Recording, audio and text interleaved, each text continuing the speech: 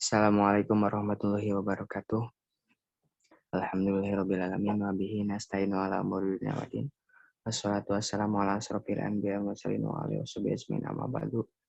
Pertama-tama marilah kita panjatkan puji dan syukur kepada hadirat Allah yang Maha yang mana atas berkat rahmat dan karunia-Nya kita semua masih bisa berkumpul dan masih bisa diberikan kesehatan.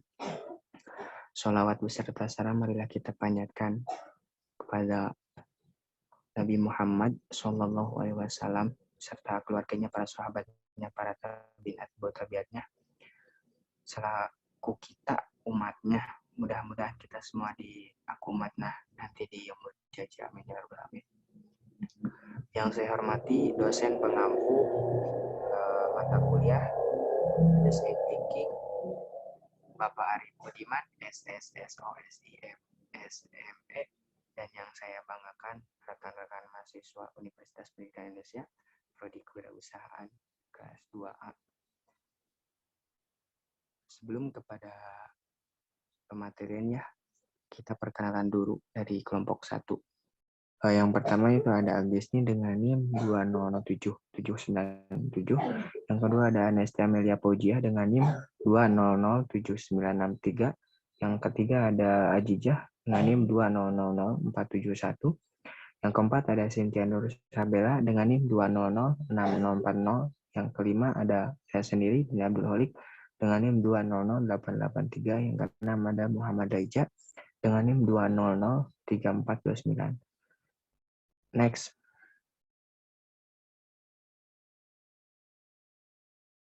Next slide. Ke materi yang pertama ada tentang persona ya. Saya untuk Ajijah untuk saya silakan.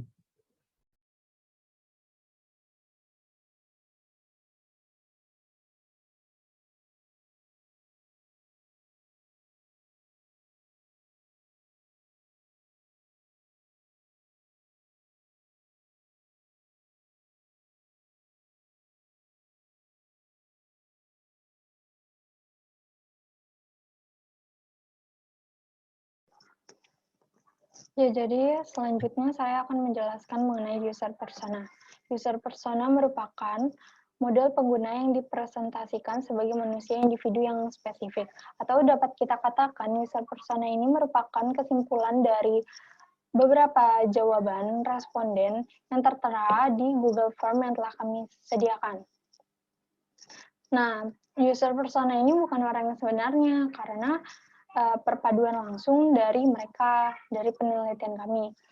Nah, di user persona ini terdapat bio, preferred channel, terus ada status, lokasi, habis itu frustrasinya, masalah yang dia hadapi, terus kebutuhannya dia apa, dan personality-nya dia apa, seperti itu. Untuk slide selanjutnya bisa dijelaskan oleh teman saya. Oke, terima kasih.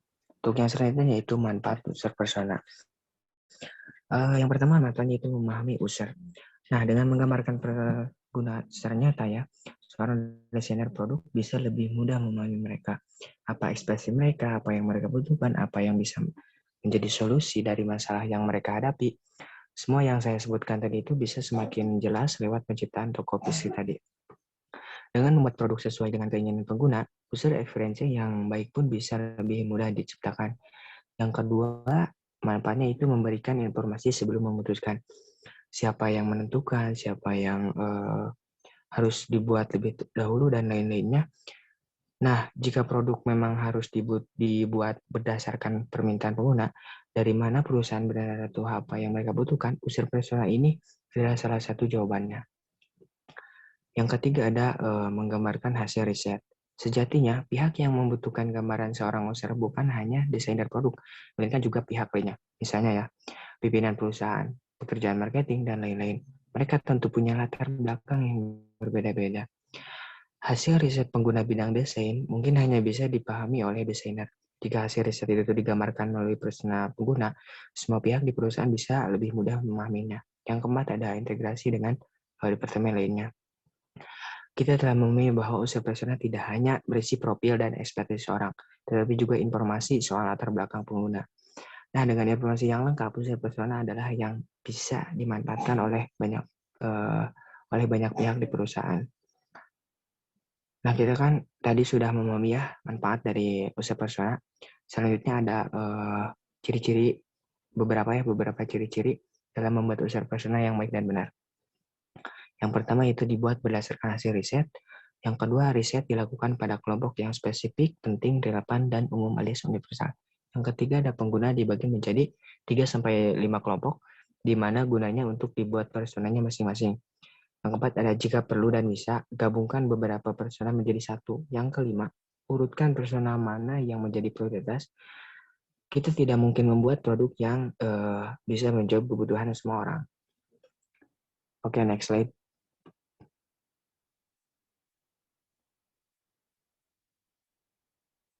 Oke, materi selanjutnya akan dijelaskan oleh teman saya. Saya persilakan. Baik, selanjutnya saya akan menjelaskan mengenai Empty Map.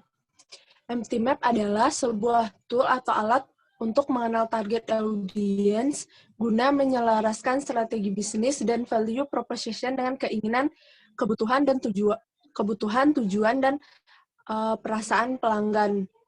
Secara umum, Empty Map membuat stakeholder berpikir tentang user dan produk yang akan dibuat. Empty Map sangat berguna di proses awal dalam desain. Empty Map ini dibuat sebelum produk requirement, tetapi setelah user research tahap awal. Produk strategi membahas tentang pemecahan masalah, dan Empty Map menjelaskan masalah mana yang harus dipecahkan dan bagaimana memecahkannya. Jika dibuat dengan baik, Empty Map akan berpengaruh ke seluruh proyek. Empty Map ini akan mempengaruhi produk requirement, yang akan mempengaruhi produk strategi sehingga mempengaruhi wireframe, mockups, prototype, dan lainnya.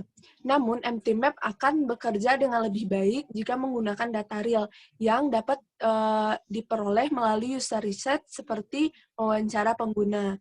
Tetapi, Empty Map juga bisa dibangun dari pengetahuan desainer dan feedback dari stakeholder.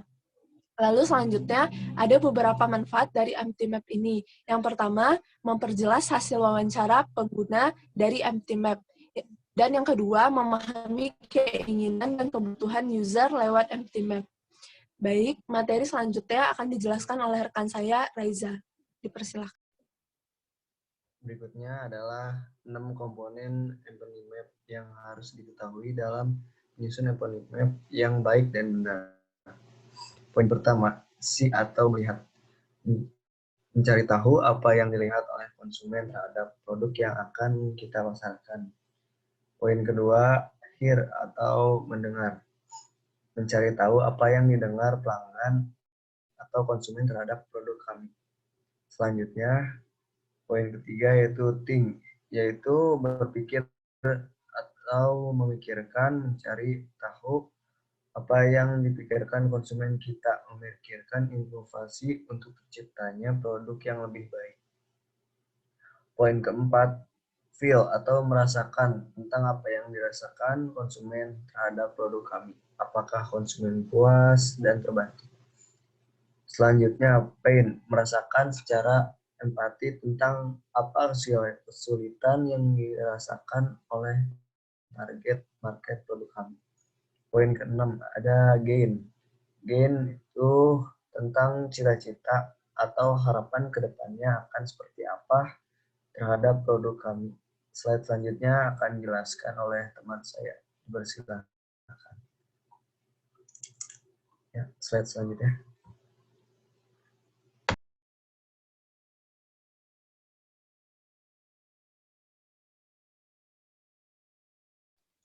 Baik, di sini ada langkah penggunaan Empty Map untuk menemukan kebutuhan calon user. Yang pertama, menentukan profil pengguna. Di sini kita mengumpulkan tim research yang bertugas untuk membawa dan mengumpulkan semua catatan, gambar, rekaman, dan segala data yang didapatkan selama proses riset atau observasi atau interview. Lalu, tentukan profil yang mewakili calon pengguna, beri nama dan profesi jabatan. Yang kedua, isi empathy map. Untuk isi empathy map ini sesuaikan dengan komponen yang kita butuhkan seperti yang dijelaskan tadi. Bisa juga disertakan pertanyaan, contohnya sebagai berikut. Yang pertama adalah apa yang mereka katakan, tuliskan kata kunci dan kutipan yang pengguna katakan.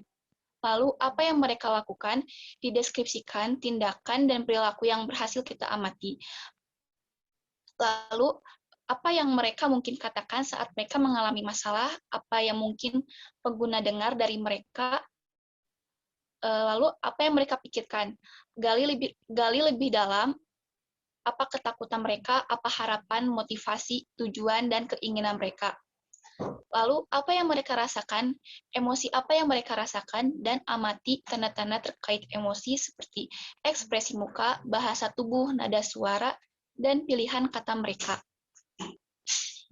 Yang terakhir, apa yang mereka lihat terkait masalah mereka. Lalu, yang ketiga ada simpulkan empathy map. Simpulkan kebutuhan mereka berdasarkan empathy map yang kita buat. Kebutuhan biasanya berbentuk kata kerja berupa aktivitas atau keinginan.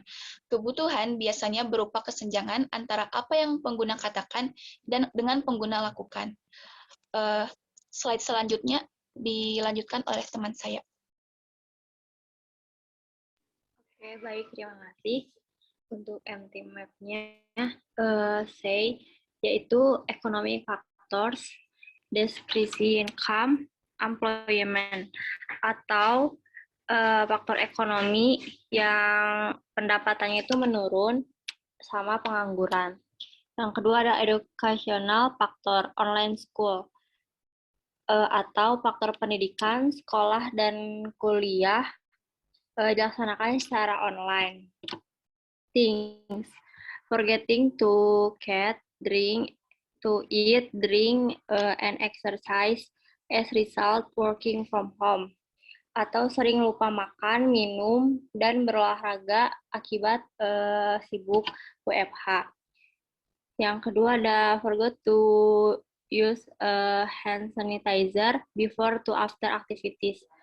Atau lupa menggunakan hand sanitizer sebelum atau sesudah beraktivitas. Yang selanjutnya ada DAS, yaitu really exercise atau jarang berolahraga. Yang kedua ada irregular sleep, atau tidur tidak teratur. Yang terakhir ada feels, yaitu misi lifestyle atau pola hidup berantakan. Yang kedua ada hard to manage time atau sulit mengatur waktu. Mungkin sekian dari saya, bisa kembali ke moderator.